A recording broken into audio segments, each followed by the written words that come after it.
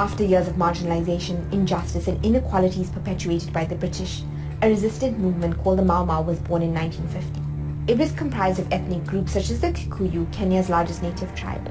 They advocated for resistance and revolts against British domination, even if it meant taking up arms. The Mau Mau was said to have taken a ritual oath to promote unity in the movement. Roughly 1.5 million Kikuyu supported the movement for their freedom. The British responded by saying the Mau Mau were savages and branded them as terrorists. The Mau Mau planned attacks targeting British farms and settlers as well as Kikuyu who were loyal to the British. In 1952, the British declared a state of emergency and began military operations against the Mau Mau. First, a forest war was waged against 20,000 Mau Mau fighters. By the end of the 8-year campaign, around 11,000 Mau Mau and 32 British settlers were killed. But some historians say the number of Mau Mau who lost their lives may be much higher. Then the British set up detention camps.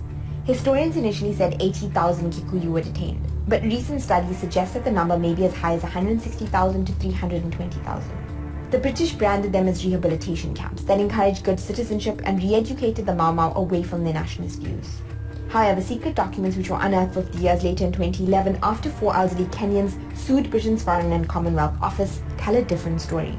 The documents confirm the detainees were isolated, tortured, raped, forced to work, and sometimes murdered. Villages made up of Kikuyu women and children were also enclosed and heavily patrolled. This led to disease and starvation. Despite Britain's campaign, the Mau Mau movement spearheaded Kenya's independence movement. Jomo Kenyatta, a Mau Mau leader who had been imprisoned in 1953, eventually became the Prime Minister of an independent Kenya in 1963.